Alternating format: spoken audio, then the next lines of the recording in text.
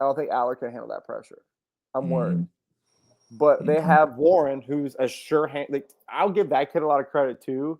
Like I know that Yeah, like he's got a lot yeah, of hype, but I think he's they worth have the hype that he's getting. sure-handed receivers. They seem to be better, like all the things that you guys struggled with, catching Yep. the ball, Tackle. having like legit go-to a legit go-to Hmm. receiver. Okay, Yep. when you need 3rd and 6 and you got to pick it up, a dude who you can just be like, I'm just going to him anyway, and I'm going to Yep. trust that he's going to be able to big boy who's guarding him.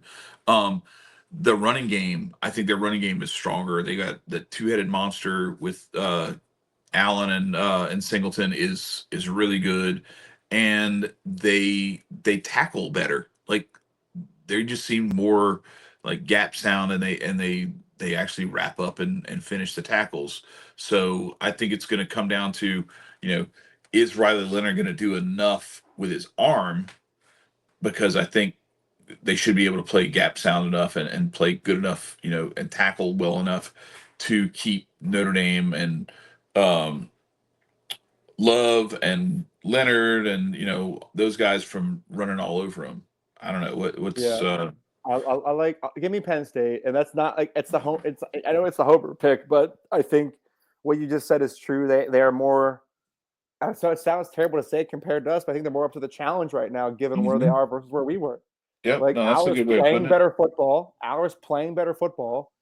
Penn State has a defense that you cannot run as a quarterback. We saw that against SMU. Even Maddox Madsen couldn't really go too many places against them when he Mhm. tried to step out of the pocket. Um, I think that Warren is hard to guard. I don't think he's shown time and time again that not really even Oregon's defense had a tough time against him. Mhm. I think, I mean, you know, I think this game will be what they call it a battle of attrition, where it's like who's going to budge first. Yeah. And I think it's going to be in the trenches. That's what's going to make. That's where whoever wins the game is going to make their money in the trenches. With the way these teams are built, it's going to be knockdown, drag out, hard nose, run the ball type of football, and it's going to be as Midwest as and Northeast as it can possibly get.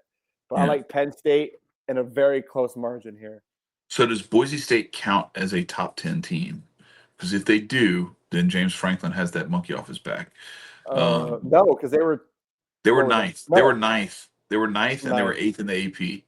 Oh, well then But they got maybe. the 3rd seed. So yeah, so Mm. maybe the big game monkey is off his back. Although I still think, if we're being realistic, like the most unproven of the teams is the teams that they have beaten so far.